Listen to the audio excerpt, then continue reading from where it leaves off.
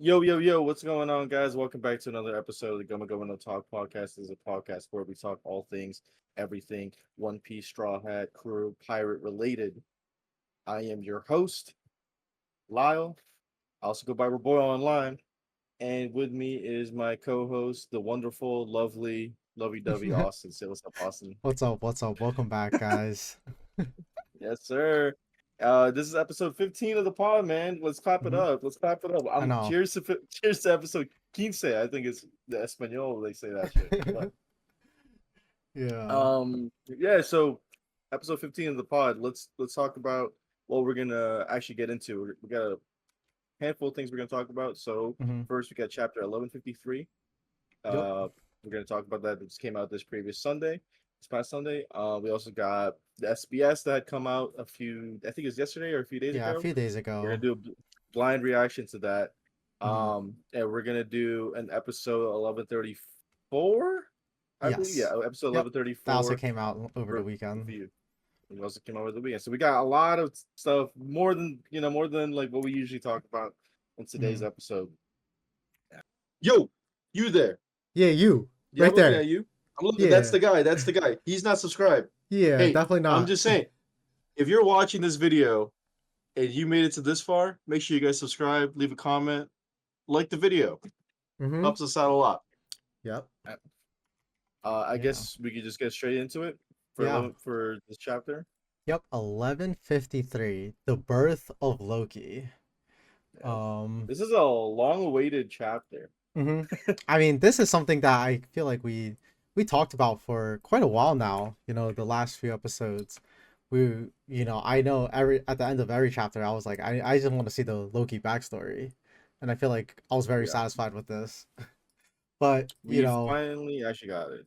yeah, every chapter, we gotta start off with the manga, the cover art. I was thinking, I'm gonna let you speak because I Yeah. thought you were gonna skip over it, but we No, no, gotta. no. It's tradition. We gotta talk about Volume 37, Ogre Child Yamato's Golden Harvest Surrogate Pilgrimage, hmm Daimyo of Ringo King Fukunojo, and Boss Ocho. I Yeah. don't know why I can't even speak.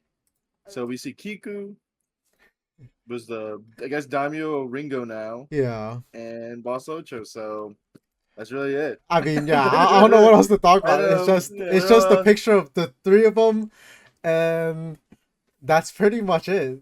I don't even know what's going on here. I think they're just like reuniting after a while. But again, I say this every single week. I don't know what's left.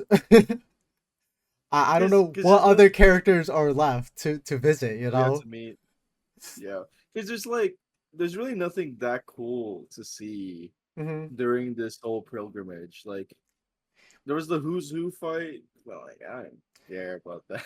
And then Yeah.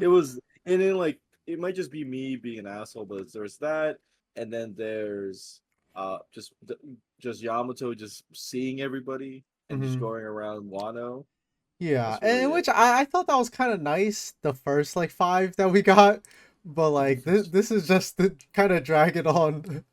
And I know Wano had a ton of characters, but I mean, hopefully the list is almost done, and that we'll start getting some Wait, more, cool. Like I really like when he does like side stories, or like kind of catches up on like characters that we haven't seen in a while.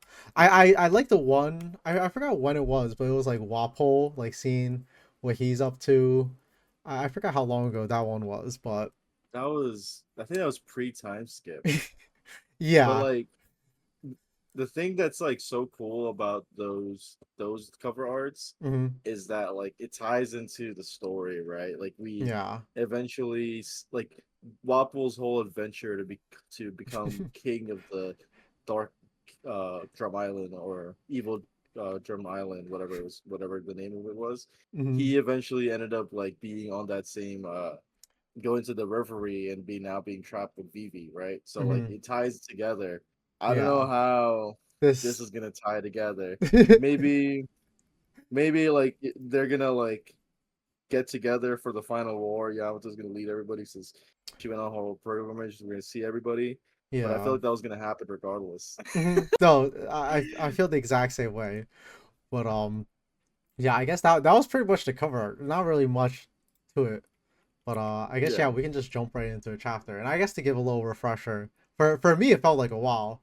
But last chapter ended with I guess us starting to go into the King Harold backstory. You know, we kind of found out in the end of the last chapter that apparently this guy is just a complete scumbag, you know, as opposed to what we've been told previously by all the giants of like, oh, you know, this guy's such a good guy, like he like everyone has such high regards, respects him a lot, but then we see him and he's just like a complete, you know, asshole.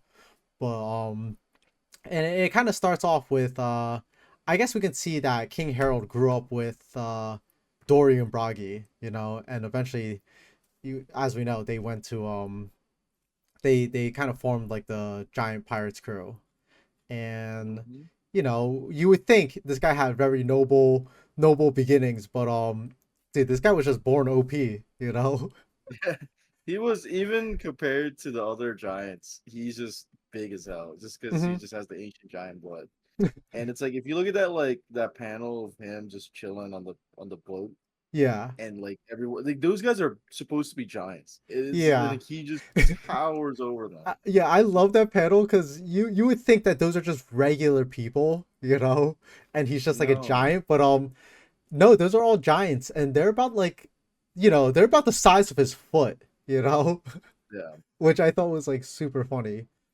But it's kind of interesting to see like he looks so disinterested, and he said like everyone outside of Elbath is boring, pitiful, tiny. Like you can see that I think maybe it's because he's like part of the giants, and then he's also like what is it, the ancient giants? Like he yeah, just doesn't really see the rest of the world as a threat, or even like he doesn't really care for them either, you know, because they're not strong. And I guess this goes into like the, you know, the old giants like ideologies of like they're so the way strong, of like the thinking. rest of the world is just like whatever, you know.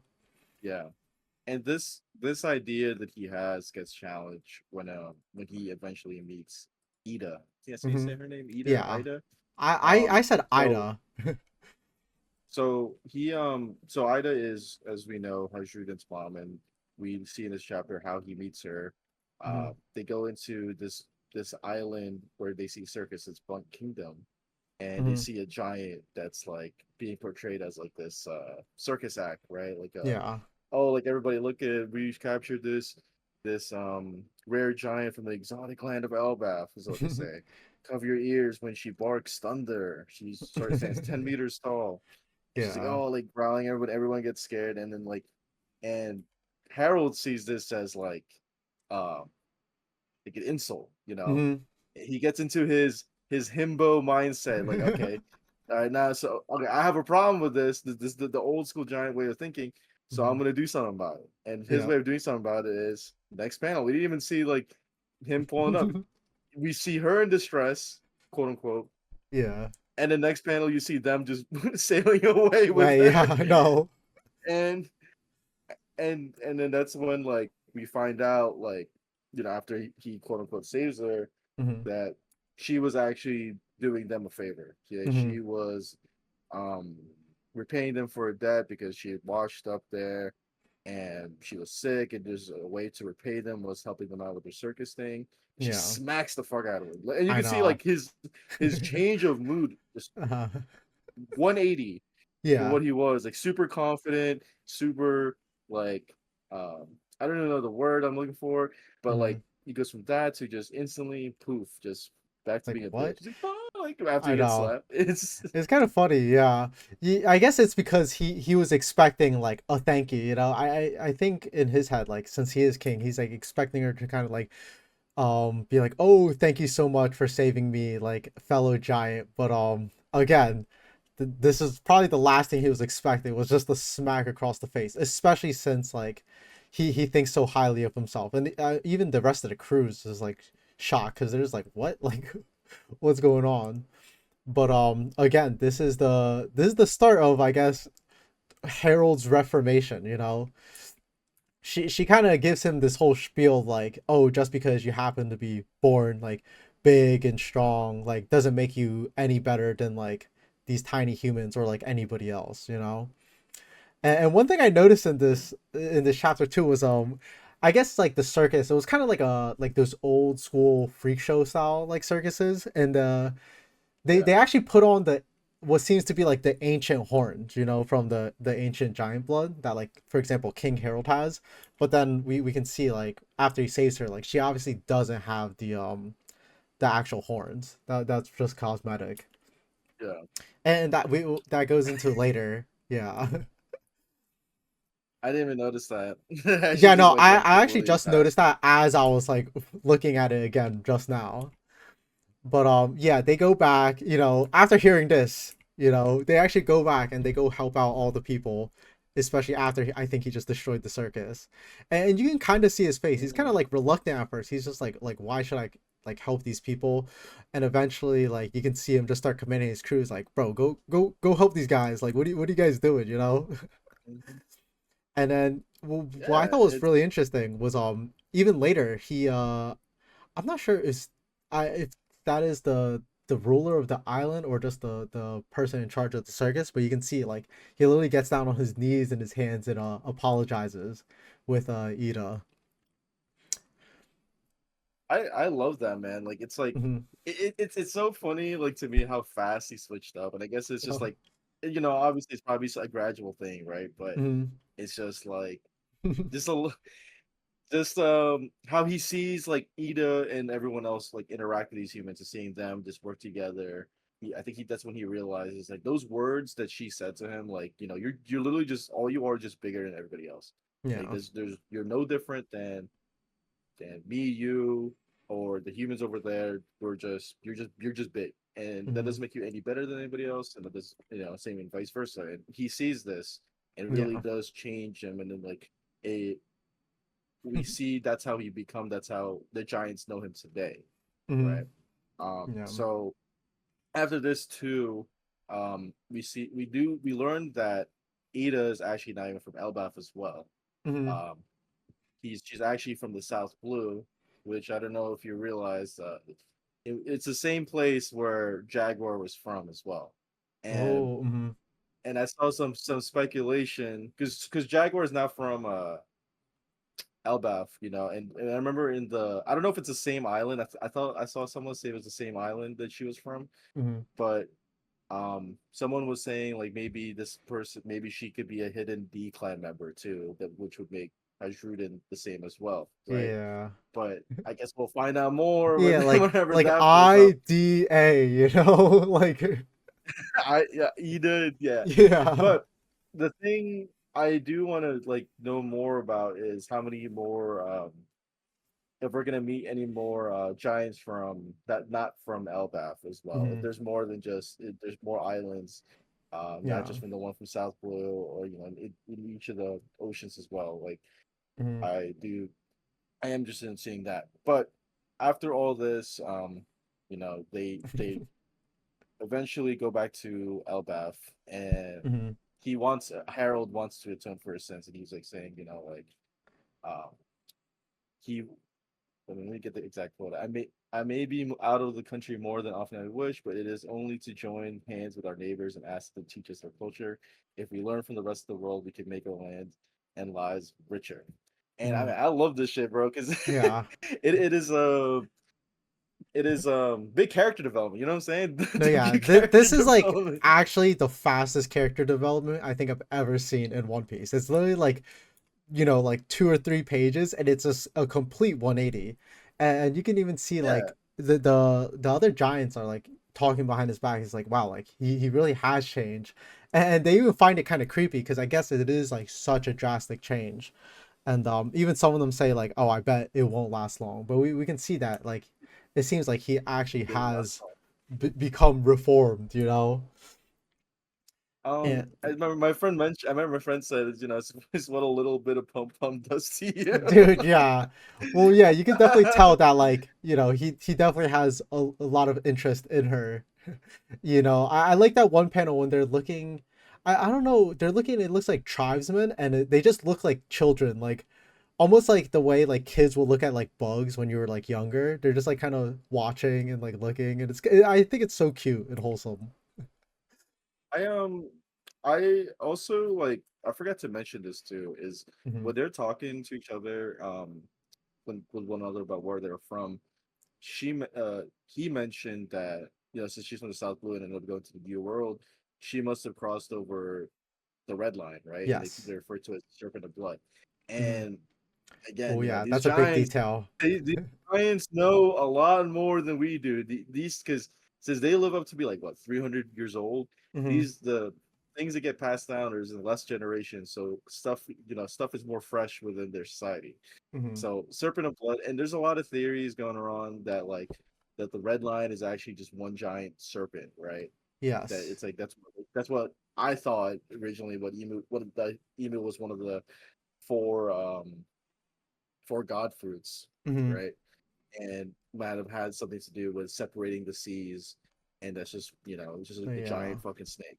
Yeah, I thought that was an Um, interesting theory, especially when you go back to the mural. Like there, like that mural does have a lot of creatures, and I think one of them does very much look like a serpent. In which I remember even back then they were kind of like talking about that, and that the is the idea of red like the line serpent, yeah, and the red because I line think that connection. serpent had like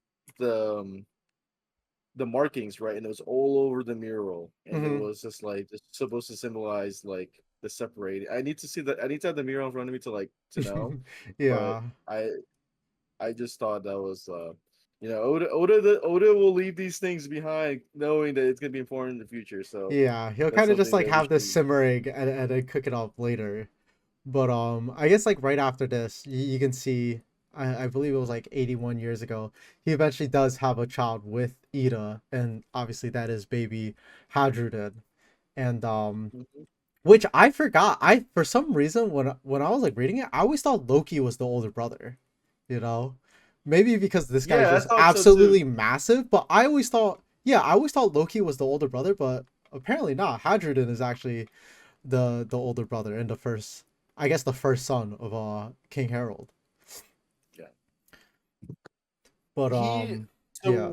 so when Loki when not Loki when Hasrudin gets born, they he tries to marry her, Oh yeah. marry Ida, but obviously whoever the people, the black guy people, I think those are like elders or something, or people who are part of the royal family or something. Hmm. But they were like, dude, you can't, like, it's you have to marry someone that's from Elbaf. Like, there's Hmm.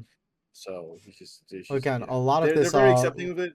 royal bloodline Yeah, continuation nonsense. has to continue. And I guess this is where we There's get introduced to I believe her name is Estrid. Astrid, Um yeah. yeah, in which this is, I'm not exactly sure like who introduced them, but I guess these are the people that they were like, oh, she is worthy to be queen. She has like royal blood, and that they have to get married and they have to have a child together. Dude, she is fucking huge too, man. Yeah. She's like she apparently she also has ancient giant blood too. Hmm. Apparently, her Esther's Yeah. blood is pure ancient. If you see them closely, I think she's taller. She has to be way taller than to need to look how Oh fucking yeah. she is gigantic, and it's just like, where the fuck do they find these people, man? I Just about know. And it's also interesting because I don't she doesn't have the horns, in which for some reason I thought that for the like the ancient giants all had the horns, but yeah, who knows, maybe she got them cut off or something. But I thought, again, I just think she looks like giant Nami. yeah, she bad, bro. I'm gonna Oh say it right yeah, now. Okay, let's. 100%. She a And baddie. She a baddie. it's interesting because I think the way that they introduced her, she said that she studies geomancy, which is I'm Just trying to, earth magic. yeah, it's kind of like earth magic, or like kind of like interpretations of like the earth that lead to like, I believe the word is like a divinate the divination, in which it's like kind of like signs of like good luck or bad luck. Mhm. um and I think that plays into this this next part pretty interestingly, because She's she's very big into superstitions. Mm-hmm. So she's like that stuff. Like the first thing we see, it's like it is my fate to love you. Like everything has to happen for a reason because it's Mm-hmm. like planned, right? It's like, she talks about like, oh, we must close the windows at once to make sure the luck isn't going away. Oh, look at that mirror over there. It's in a 5-star kill position, so we need to destroy it. She's really big into these, and she also brings this fucking beast of a horse. Well, yeah, I want that to see horse. Asla again. That horse is I know. huge. Well, it's crazy because yeah, that horse is. I mean, it's like double or three times the size of just the regular giants, and I feel like standing up, it's already bigger than Harold. You know, Yeah, it is so big. Like this the horse horse is got ancient monumental. blood, bro. And Like the motherfucker got like what, 8 it has legs? 8 legs and it has I don't even know like if that's hair or like fire coming out of it. It looks so sick though, you know. But Um, yeah, no. And but then yeah, we can see obviously time passes, you know. Harold goes out journeying, you know, as he continues to his reformation and connections. But while King Harold is away from home, we can see that Estrid was pregnant, and she has baby Loki, dude. Loki yes, backstory. sir. And I thought Sir. this for me was probably like my favorite part of the chapter was seeing Loki's eyes. Obviously we've seen Loki before, but a big question was to about Loki was like, why does he have his eyes bandaged up, you know? And we can see that when he's born, dude, this guy is born with demon eyes. Yeah, I know a lot of people. There's a lot of people that were saying that like maybe his devil fruit is tied to like why his eyes are like that. But Hmm. now we know that's not That's it not at the all case. because he was Yeah. just born. He was just born like that. Hmm. Um, yeah, these panel like I was not because so I read on my iPad, right, Yeah. and it's like one panel by one. Yeah. So I was just turning and I just see this motherfucker look at me like Demon. that, like, yo, Yeah. what the hell is that? Like What your the hell? reaction was probably her reaction, right next to his Yeah. face. And she she was on some bullshit right away. Hmm. She's like, that's not my son. Like, Yeah. it's a monster. Tell everybody it was a stillborn. And like, oh my god, this shit, like, dude, Oda is writing to fire, bro. Hmm. It's just like because these next few panels, like, with the commentator boxes, right? Hmm. Was spitting so far. It's like the Prince of Elbaf asked for the empty air, but no hands reached out to develop his own. The most unfortunate of all living creatures is the one whose very existence is denied by its mother in the moment of birth. She Hmm. does this as he's saying this. She yeets him all I the way down to know. the underworld, and I'm just like, what the fuck is this? Is like 2 minutes maybe, right? Yeah. Born Loki. This is some shit Kaido did, right? When Oh he's like yeah. 59. Hmm. And this motherfucker did that shit when he was like 1 years old, like not even a year old, 5 minutes old. Yeah, I And was he gonna say, climbs up like a dude. beast. I know. Like a I yeah, that panel of him, I guess he's climbing back up from the underworld is crazy, dude. yeah. I mean, I could see why she threw him off because he actually looks like a demon. He actually looks like a demon here, you know. Dude, But yeah, soon after this, the commentator box, dude, whoever this narrator or the commentator is carried right now, because we could see that Queen Estrid right after this fell ill, and mhm, I believe she passes away. yeah. And like she also says like too like well she might just be saying some bullshit, right? But like we know now, like as people who know like what's going on in the present of the story, Hmm. she says there's a prophecy before he was born that the prophecy said that the King Harold would one day be killed by his own son. So Hmm. we know that um that's not true. Yeah. We know that Loki saw it and Hmm. but he was blamed for it. So it's like kind of like a one of those like curses or Yeah. It's almost like prophecies that like she kind cursed of him, was you know. true. It was kind of true, but it's not. Like, you know what I'm Hmm. saying? Yeah. And I remember I was like thinking about it, like it's like Harold, because Harold just did not really give a fuck. Like he had more important things to worry about, Hmm. right? But now that like obviously before she died, I think she might have said like she might have spread this curse that like about him, Mm-hmm. because that's what everyone started to realize. Like everything that bad that happened to Elbaf or in Elbaf is because of Loki. It would be Mm-hmm. known as Loki's curse, Yeah. and it's probably one of like I remember someone was saying like, is it one of those things that like because you try to avoid it, it's gonna happen, or Mm-hmm. if it's because there's really nothing you can do about it, right? So like it's just gonna be Loki's curse, and it's Yeah. very unfortunate that like it eventually gets blamed for what actually fucking happens, Mm-hmm. and and it's also another thing too, man. Ida's the MVP of this whole fucking Oh chapter because yeah. he's just like, yo, that's your brave brother too, like, Yeah, we can definitely he see how and, wholesome like, she is. She seems like a very great character and a really good parent. And again, yeah, Hadruden's like very stubborn. He's like, oh, like he's not my brother. He's not your son, so he's not my brother. But even though like these relationships are mad complicated, you can see that Ida's still like, oh, like you should try to maintain like a good relationship with him. mhm. But dude, yeah, And I that's thought the way the chapter ended, again the commentator just talking about it's spin, bro, Loki's curse, spin. dude, fire, absolute Look, fire. you know that one GIF of like of Gunna in the hot music video where he's just Yes, writing on the yeah, paper and it's everything's on just fire. flames. Yeah, That's the guy. That's the commentator, bro. yeah, Because that's Oda, he bro. That's Oda and the commentator. Yeah. Dude, there's just so many like good lines from Hmm. this man, this shit about like denied by its own mother from the moment of birth. That Hmm. shit like got to me. God damn, who the fuck writing this shit? Or even like at the end, of the last chapter. But yeah, man. I guess like there's a few things to unpack here, Hmm. right? For I guess with what's gonna go on.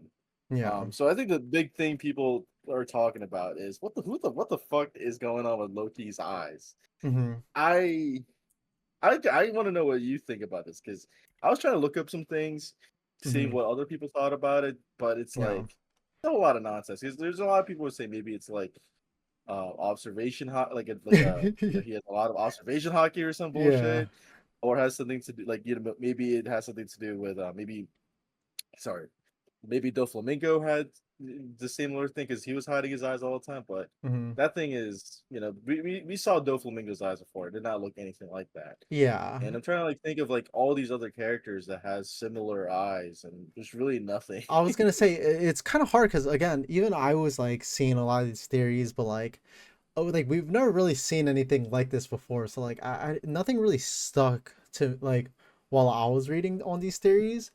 But again, I thought the biggest one that kind of got debunked was that his eyes had to deal with like his devil fruit, in which now we know that that's not the case. Like he was born with these eyes. Um, Yeah, so I, I'm really not too sure. I don't really I have I anything. I saw this one thing, because we see later that he has what's those things called? Blindfolds, right? Yeah, he And has like bandages over his eyes, there's a kind of few like things that we Gojo see. from JJK. Yeah, that goes into what I was gonna say. So Oh. there's a lot of people that Mm-hmm. say that like there's not a lot of people. I saw a video. Mm-hmm. So he hides them for. I think the first thing you might think of is he's hiding it because he's ashamed, right? Yeah, His that's what I mom thought. threw his ass about all this shit, so Mm-hmm. he's hiding it. But there's some people that are saying that like I think it was O'Hara or Grandma Review that mentioned like maybe it's like similar to like Gojo's eyes. It's like Mm-hmm. it's such like a heightened sense of perception, and he can still Yeah, see through them even though it's blindfolded. yeah. And I think that might be interesting too. But it's like Mm-hmm. I don't know what else the eyes could be. Like Yeah, I it's for me, like from when I read it, I just took it as like I mean he was thrown off at birth because of these eyes. Like I thought it was more of like he was ashamed of these eyes and he was afraid of people's reactions like when they saw his eyes. Obviously Estrid's reaction as soon as she saw him was like, we gotta toss this guy, you know, like he's no good. So for me, I thought it was more of like a almost like a shame thing. Like he's kind of like ashamed of like the way he Maybe he's looks. also Kind of like it's kind of like Katakuri, you know, from Whole Cake Island, in which like he was yeah very ashamed of it, like his mouth and the way like people would perceive him. So I was kind of in that similar boat where I thought he was just kind of ashamed of how he looked. yeah. I mean, I think hopefully next chapter we'll see uh more into it, Hmm.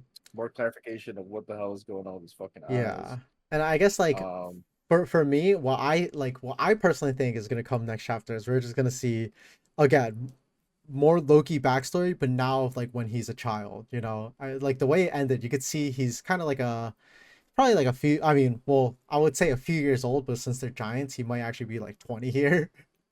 He's probably I like think 20. You know, because all the other young kids in Elbaf that we saw previously, they were like what 27, like 25. so.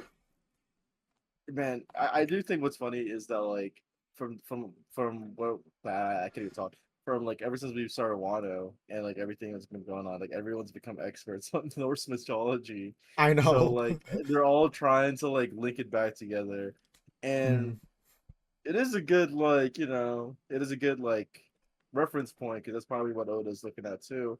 mm, But at the end of the day, man, it's its own thing. So we got to see what's gonna happen.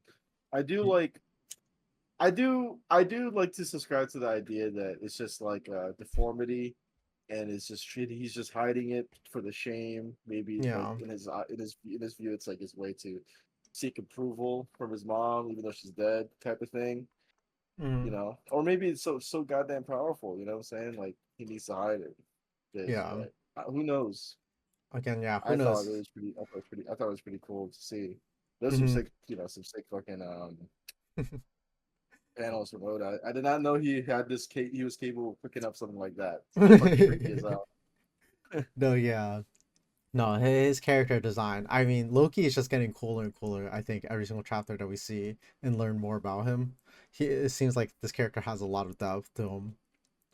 But I guess, Um, yeah. Was there anything else you wanted to go over or point out in this chapter before I guess we go into our reviews um, I yeah. I mean, I guess like or rating? the Hmm. chapter. How many more chapters do you think we're gonna see? What actually happened that led up to the death of Harold? Like maybe we get like one or two more Ooh. chapters Yeah, I before, was thinking because about we maybe like progressed one or pretty two quickly. more. I, I Hmm. I wouldn't be surprised if I mean there is a break next week, so Hmm. he might be cooking some shit up, right? Yeah. So I'm not like gonna I'm not gonna put bank on it, but at the same time I am gonna bank on it. But it is I really do hope we're gonna see that next chapter. That's like on my Hmm. wish list, and also like I want to know more about these eyes, man. Oh yeah. And also his upbringing too, because I mean, at the end of the day, like everybody was scared of him, right? So Yeah. I did want to see that dynamic of him growing up and just bitching everybody. That's just pretty funny. Oh yeah. I hope this guy grows up like when he grows up like he's just like a villain because I mean he's kind of just like set up to be one, you know, from birth. Yeah. The cards he was dealt at birth were just not in his favor. So I'm trying to see him wreak some havoc, to be honest. And I mean, we already know that he's like a very troublesome character and a troublesome child. So I'm really excited to see that. Hopefully in the next Yeah. one or two chapters. But I guess Um, yeah, I guess we can go into ratings. Well, what did you rate the chapter? it was an 8. I really like this, man. Mm-hmm. Man, it might be a little higher to be honest. Like I don't know Really? what else is there to hate on this chapter for me. Mm-hmm. Um, I enjoyed everything about it. Like it's there's a lot to unpack. First of all, there's we get to there's a lot of stuff that's answered, I guess. Mm-hmm. Um, not a lot, but a few things. Yeah. I do think the pacing of it is like very quick. Like, we kind of just went super fast, but I guess like it's better than it stalling out. But I give it a cool 8. Mm-hmm. There's some really cool panels from this chapter. Not gonna lie. And like I said, dude, whoever that commentator is spitting bars, No, and I completely agree. more setup. We love more setup. Mm-hmm. from these chapters. Hmm. Yeah, so you gave it 8, and yeah, I also gave it an 8 out of 10. I really like this chapter. I'm on the same boat. I'm not sure what would have made it, like higher, because again, we did get we got some questions answered. I feel like that's every single manga chapter now. Is like it answers some questions, debunks some questions, but it also introduces more questions. Obviously this question, I feel like the bulk of this chapter was just revolving around Loki and these eyes. Like it answered some of the questions of like, okay, it's most likely not dealing with his devil fruit. But like, what is it, or is it anything? Is it anything more than just like you know, just having like crazy looking eyes, or is it just, some special power? So I Yeah, thought it brought up some really good questions as well as just answered some. So I gave it a 8 out of 10. I really enjoyed it. I yeah, and like you said, it's like it is a big setup because now we get to see how stuff kind of makes sense, I guess, right? To like how like what's going on today, Hmm. what's going on in the present, and seeing how the big thing for me is like seeing how Harold is so desperate and like so stressed about trying to bring everybody together. I do see how this eventually will lead to his downfall, whether Hmm. that being he gets betrayed by Emu or Emu sees it as a way to like manipulate him into leading to his death. Because we still need to find out what like Emu was talking about of Harold fucking up, Yeah. you know. Um, and it's definitely has something to do with the world government's acquisition of Albaf, whether Hmm. that being allies or just straight up enslaving them, you know. Hmm. Um, so we need to find out more of this, and I think Harold wouldn't betray them. I think like finding out more. I think at first that's what I thought before we actually see Harold's character, Hmm. but I think now it's more in the question of like Harold was working with Emu, then he realized maybe Emu was up to no good, and then that's when shit just went south. Um, we'll see though. We'll Hmm. see in the next few chapters. I hope. Yeah. I guess, yeah, we shall see. But I guess Uh, for our next segment, with this something that I think is new to us. Um, SBS baby. yes, SBS. I actually really like that you brought up this idea. So I think it was what over the was it like yesterday or like a few days ago? But Few Oda days released ago. a bunch of SBSs, and there's some like interesting questions, interesting answers, as well as just like explanations. And I mean, I'm going into this pretty much blind. I don't know if you looked into a few of these or not, but I looked into a few, but I think it'd be cool to look at them blind to see how it goes. mhm, A lot of these are very niche questions of just like, oh, mhm, this first question. yes, Uh, the guy asks, "What was Gabon's role in the Roger Pirates?"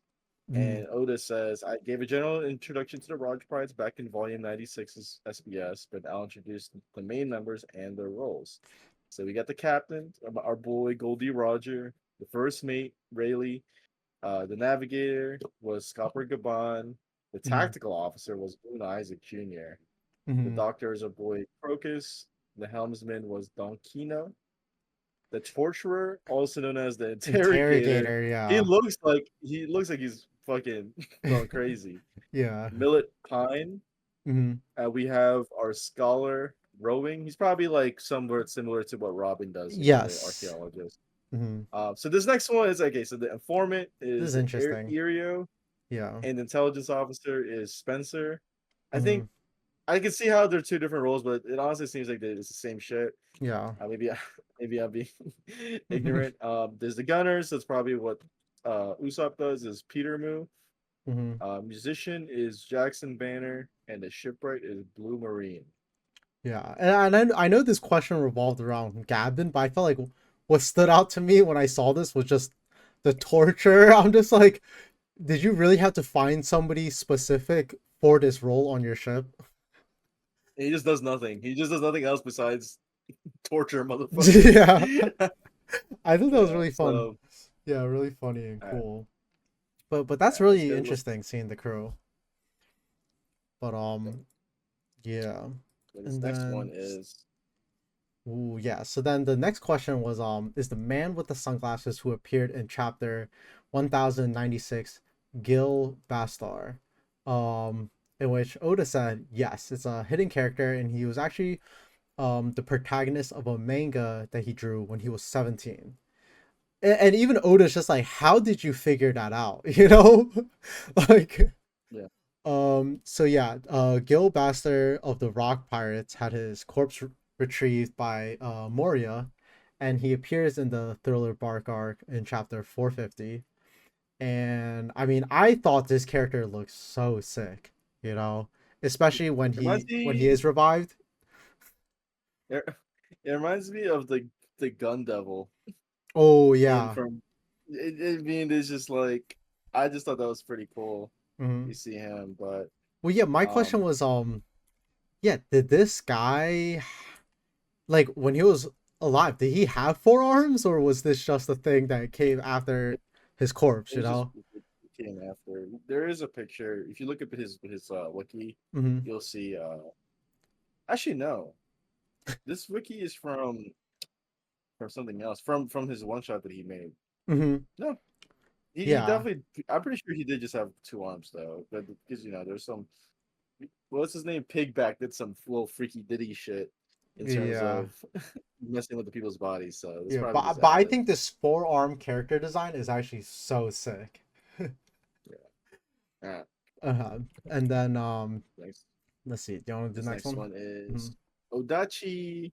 Hello, the Pirate King's left hand, Scopper Gaban. Was his name taken from Space Sheriff Gavan? I used to watch it on TV as a kid. And Oda responds, oh, a fellow from the same generation. I've been asked this by many people, but my intent was different. I've always loved old movies, and I sometimes borrow names from actors in the past. In this case, Gabon came from an old school French actor named Jean Gabin, Mm-hmm. and that's where he got the name from. And we know Oda loves to reference these old actors, right? Yes. Because isn't Yeah. that like the whole thing of like the admirals Mm-hmm. are all just old Japanese actors? I'm pretty Actors. sure there's got to be more. Like Yeah. I know like Inaru or NL is Eminem, Yeah, yeah, right? yeah. That one is a very famous That's one. a very famous one. So yeah, that's pretty cool. That's I kind of actually like cool. that. Mm-hmm. And then See, so the next one is I really love the atmosphere of the villages of Elbath. Is there a country or town where it is modeled after?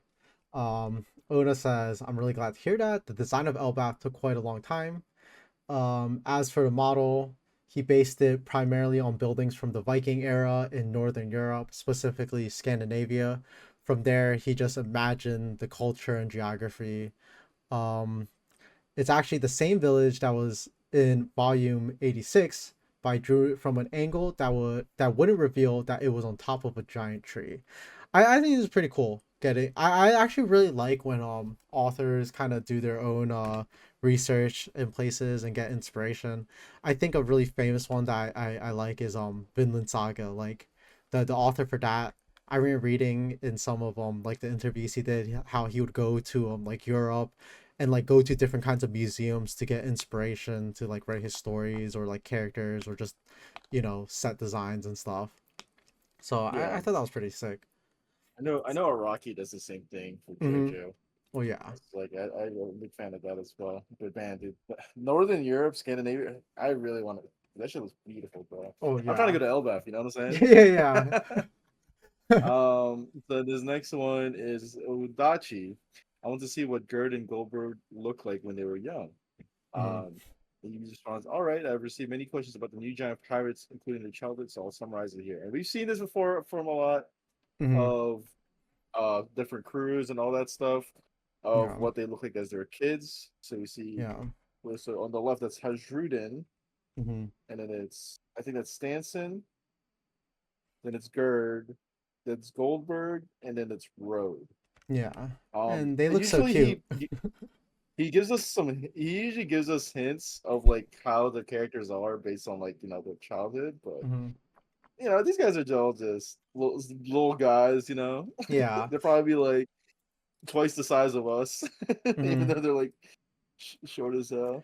No, yeah. I I think he does this quite often where he'll draw like them as kids or even draw them when they're older. So I think it's just like a fun design thing. Let's see. so The next one is the pirate crew that appears in chapter 1122. Is that is that legendary pirate crew? Um, in which Oda replies, "Yes, that's right." Where did they come from and why? How should I even explain this? For those who are interested about this, please search it on the internet. In a certain Jump project more than 25 years ago, these characters were based from my Hip the Skull Curry, alongside with Nobuhiro Watsuki Sensei, who is the Nori. Dude, I can never pronounce this.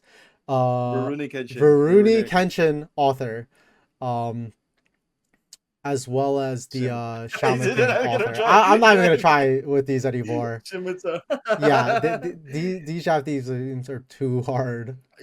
That's crazy. I remember seeing that bottom right, that thing Oda's talking about from what Hmm. he made 25 years ago. Because I do remember people talking about how like he has a, I mean, obviously he's a lot, friends with a lot of these other mangakas, Hmm. but I have seen that one before when they were talking about other guys. So that's pretty cool. I didn't even notice that. I mean, obviously a lot of these things that he puts in aren't meant to be noticed, right? They're Hmm. both supposed to just be references if you see Yeah. it. But I thought that was pretty cool. It's crazy like how much people do research, especially since this is what more than 25 years ago. Like Oda probably like was like, "Oh, nobody will ever notice this detail," you know? So it's kind of sick that people uh bring it back up. Let's So see. this next one. Hello, Oda-san. What are the Dosundara tribe? Are they a tribe of mixed race Just between mix, yeah. giants and dwarves, or maybe between ancient giants and dwarves? Quite close. The correct answer is it's a mixed race between humans and dwarves. The name of the dwarves tribe is Tantara. Came from the cute sounds of their footsteps. And if you raise the sound volume a little bit more, it becomes the Sundara. The mixed race between a giant and a dwarf is called the Zushin Dodo tribe, and they're very rare. Mm, Oh, okay. I yeah. guess like I didn't really notice this. Like, what the hell, dude? God. Also, who the hell is fucking some Tantaras, bro? Let's let's get that. All right, maybe I need to get my. These Oh are my also god. the world where motherfucker well Gabon is piping fucking Ripley. Yeah. I shouldn't judge. So I'm gonna just end it at that. Yeah. Oh my god. Yeah, no. These get into some gooder material. The next one is I can't even pronounce these names, you know. Super Samaru. Subamaru. Hello, Oda-san. Because Ripley and Jared are giants, are their cup sizes W as in World Cup? And I That's a thought that good was one. bad funny. Even Oda's just like, yo, that's a good one. And That's he so says that's stupid. so stupid, yeah. And but it's so good too at the same time. He says, let's and I guess he never even thought about that, but he's like, let's just go with that, you know. I received a lot of questions about that. And again, I'm wondering how many people are asking him this question, you know? And he even Dude, asked, he's like, if I'm going to calculate it, the busts of the female giants are more than 6 meters. What cup size they are? Hell if I know. Again, W. yeah, they got W cup size. W. That's just a Oh my W. god. Yo, W's in the chat. Yep. Yeah, comment W. So this one we got three questions for this Mhm. next one. Every chapter I finish reading One Piece, my mind is full of Nami and her boobs. And he says, "Shut up, Sanada." It's like, I agree. I'm the same way. Next question. Mhm. Vegapunk's cousin, Vegapants, is in Pantsu Hazard. But what kind of island is it and what type of person is he? And he goes, you knew about that island, huh? Why did he say it like that? Like, Yeah, it's how did these people find this stuff out? Vegapants is the son of Vegapunk's father's little brother, consequently. So they're cousins. What? Wait. Yeah, Okay. They they're live on cousins. Kansu Hazard. which is located at the south of the Kingdom of Baltimore. It's an island where the residents has a culture of wearing women's underwear over their head. He has an earnest and bright personality, but the island itself is set apart from the rest of the world. That brings back some memories. And we see a picture of uh, what's his face, Vega Vega Pants. pants. And this next one is Emu's first person pronoun is mu. So Adachi's first person pronoun should be da, right? Note the reader is taking the last syllable of one's blah blah blah. Yeah, okay. So it seems like it. So you came up with a rule like that, huh? Again, Okay. these are just like I like that he has these conversations between Oh, I readers. guess the note is more so, I guess, sensitive to the Japanese. I don't know if it's related, but mu and Yeah. da combined is muda, meaning food. Oh, muda muda muda. My Hmm. boy, shout out JoJo. Yeah. It's So interesting because it's also hard because a lot of these are translated from Japanese and the Japanese to English translation is not like one to one most of the times, in which this seems more of like a very Japanese what's it called, like grammar kind of conversation. all right, Okay. that's number 10 right there. Number That's 10. 10. That's 10. Yeah. Um I don't even know what this is. This is just it's just a picture of Oda. No, Stop right look at the there. reader. The reader calls Oda a pervert. And Oda says, no, that's a false accusation. It's those guys. They're the ones who keep sending these types of questions. Oh, I guess this is It's a response true. to like the It's other true. questions. Yeah. It's true. It's true. Oh my god. This next okay, so this next one. Hello, Oda. I am a boy who's about to enter middle school. I have a question for you, Sensei. I am hooked to One Piece right now. I love Kizaru. My dad owns up to volume 82 of the manga, and I have been reading them, and I want him to buy volumes 83 onward.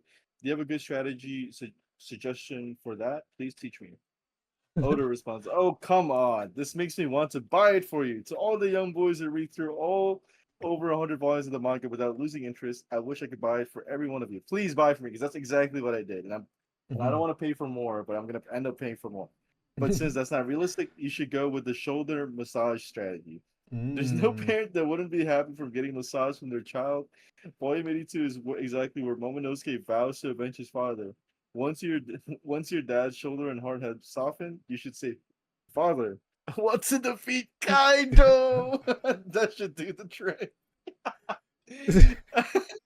Dude, that line from when Mhm. like Luffy says it like is Yeah. stuck in my head, right? And I just think it's so Kaido. That's Oh my so funny. god. I like This. this. That's a good one. Yeah. Let's see. And the next one is could it be a question from reader? Could it be that Shirahoshi's type is me? Shirahoshi's the princess of Fishman Island, right? Dude, she's 16, bro. Yeah, I She's know. 16.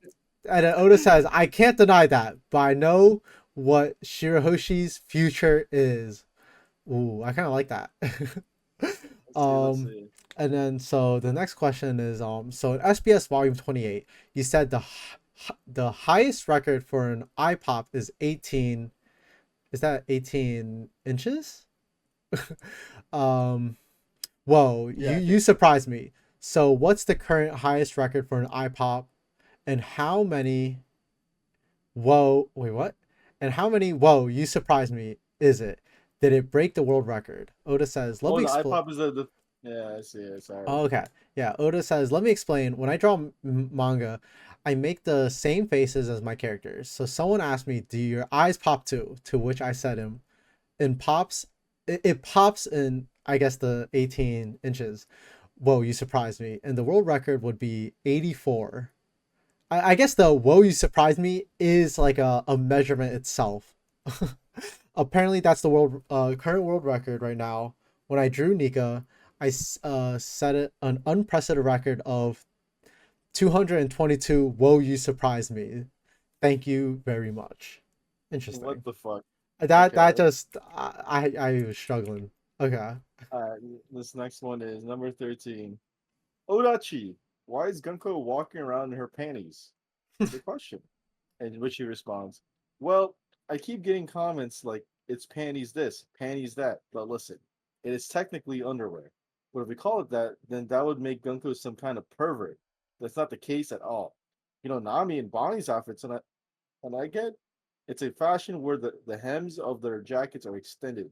In fact, it reduces the amount of skin that's being exposed. So the outfit is totally fine. How rude. That's right. Oda is all for the gooners out there, man. And that's what I'm saying. So shout out to Oda for clearing it up. We're not perverts. Only you're a pervert if you think that's perverted. Hmm.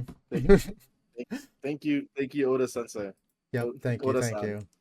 Let's see. Next one is question Oda-san. Did you ever think that the One Piece serialization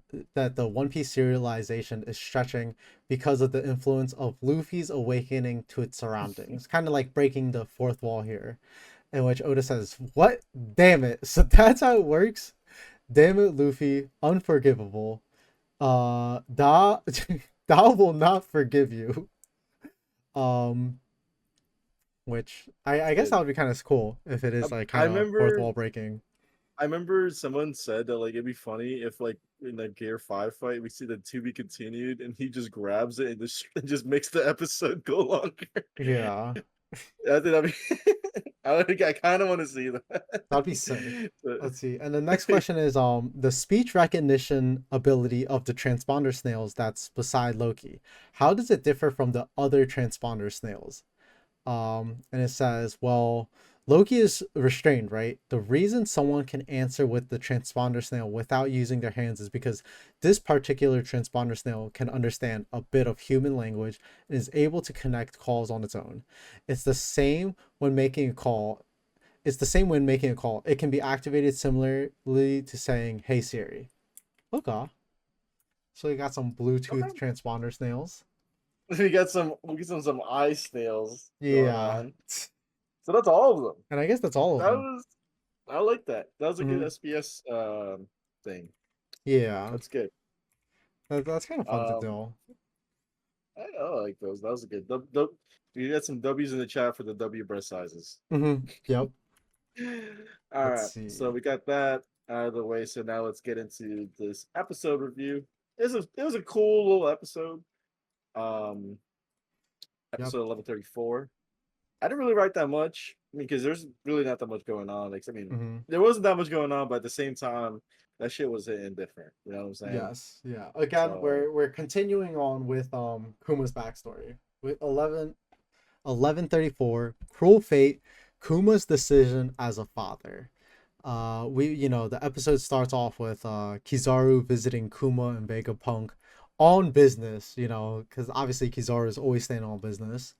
We can see that there's a snail in the lab, and it's basically been monitoring Vegapunk, and it overheard everything from last episode. And I guess to give you guys a little bit of a refresher was that was the conversation between Kuma and Vegapunk, and basically they're kind of the deal that they were making, in which Vegapunk would cure Bonnie if Kuma would basically give his blood and also become, or basically give his genes to later create the pacifistas. Um, and then also similarly here, we can also see that like connected to the snails is also Saturn. And again, we know Saturn and Kuma go back a long time. And Saturn kind of adds his own conditions on top of Vegapunk's in this episode. Part of these, I think he wants to add three conditions. One is that Kuma must become a warlord of the sea because he is a pirate. And two is that Kuma himself must become a weapon. Basically, he would have to become a cyborg. And then the third condition is that once he becomes a cyborg, he will have to abandon his mind and free will, basically losing all sense of self.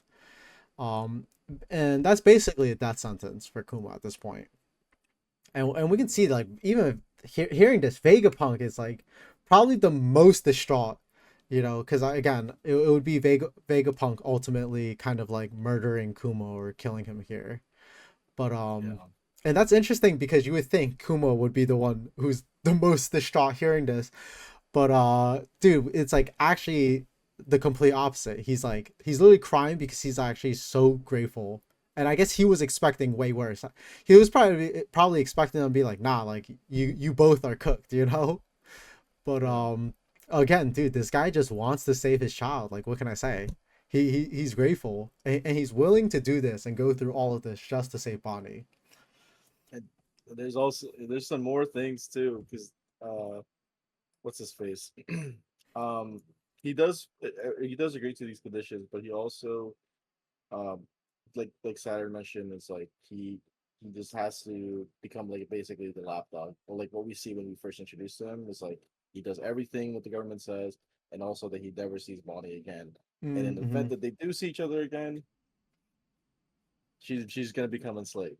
Yep. And like so this episode, right, just basically comes from this like these conditions that were made, and it's like basically how they live their life on for the next 6 months while Bonnie's being cured, and knowing that he's never gonna see her after this, Mm-hmm. and this is gonna be the last time. It's so sad, man, Yeah. because there's so many like there you get a few interactions between them of like, oh, we're gonna do something, we're gonna see the sea together, all this stuff, and Mm-hmm. he's like, yeah, for sure.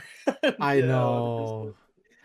And we also get the little montage of like Sentomaru and Bonnie, along Mm-hmm. with we even see Kizaru towards the end of the treatment where they're all eating pizza together, Oh yeah, just having such a good time. dude, And and it's they're just like like celebrating, and they even all hit the Nika dance, which I thought was fire. Jesus. Like I'm gonna start Vegapunk, whipping that shit Kizaru, out. everybody, they're all doing the dance as soon as they see Bonnie and Kuma doing it, which is so wholesome. Especially when you know this is gonna basically be the last time he's ever able to see her, you know. And again, the treatment to cure Bonnie, it takes 6 months, but after the 6 months, she still won't be able to go out for at least a year. And I guess for Kuma this is perfect because this would be before her 10th birthday. And then after the 6 months of treatment for her, he has to start go his modifications will take 2 years. But I believe that they're also working on that concurrently, like as she's Yeah, being cured. yeah. Um We see that his new suit, basically his get up, what like how we get introduced to him in Flora Bark, like mhm. when he leaves, but also like it's so sad, man. It's he does go through this at the same time. He's slowly becoming a cyborg, slowly becoming the what we see when we first get introduced to him. Um, I don't know what else is there before we actually even get to the island. Is that I might be missing, but we eventually like she gets cured, right? And she after the treatment, after the 6 months, they go back to Sorbet Kingdom where they go back to the church. Everyone greets them, and he tells her like, hey, like I gotta go for like a year, and that's when he starts his warlord duties, right? Um, and we also meet Alpha, the nurse, who's gonna be part of CP8, who's Yeah. gonna take care of Bonnie while basically keeping her hostage to make sure Kuma doesn't do the stupid shit he does. She's Yeah. got I think it's a year, right, before Yep. she fully gets better. Mhm. Um, and Kuma, man, his goodbye was so sad. We're like, I he had the, know. it's so fucked, man. But I don't know if you remember, you know this. That Alpha is a sister of that CP9 agent with the Okay, soap I ability. thought I thought it was the same person when I first saw her. I again I also had to look it up too. I was just like, wait, is that not like I forgot what her name is, but the one with the soap ability from I forgot her name Water was too. 7? I thought it was the same person at first. But yeah, in which her role is she's just there to monitor and make sure that Kuma never comes back to see Bonnie. That was so Man, sad. we also see everyone's reactions to the new warlord in town. Like, Mhm. we see Dofi, Moria, we see the Revolutionary Army react to it. Dragon knows, it Yeah. has to be something he had to have done. Um, and the chapter kind of just ends of uh, them going to Luffy's, like where Luffy's at, Luffy's island. I forget what the island's called. On Fuchsia Village. What was the island called again? Do you remember? Um, oh, Goa Kingdom? I think Wait, so. no. Yeah, Goa? No, wait, I don't remember. Too many There's too damn many islands. islands. Yeah, But he pulls up on there, and it's also him writing his letters to Bonnie. Tabani. And if you a manga reader, you fucking know she doesn't Yeah, even I get these guys know. fucking letters, man. It was, dude, yeah, And then, especially hearing him like kind of like narrate the letters. It's just so sad because like you just know that like he has all these things that he wants to say to Bonnie, but like she will never receive any of this, you know? yeah, And that's it was how the oh chapter, I mean the episode ends. man, Brutal. so brutal. But we're coming up with some good stuff, right? Hmm. Um, so we're gonna come up.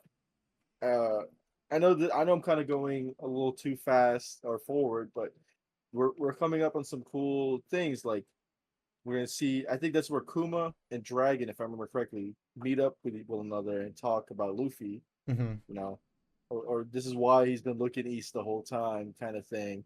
Yeah. Um, and also we get to see some replays of what went on in Thriller Bark now with the point of view of Kuma. You know, his backstory. He like it was a very mysterious character at first, and now the anime watchers get Hmm. some clarification that's gonna be coming up in this next episode. But you know, I can't wait for that. This episode was it's sad because I know like what happens, especially with the letters, and Yeah. especially him realizing that he's gonna be brain dead, basically, right? Just Hmm. oh my god, all for her, man.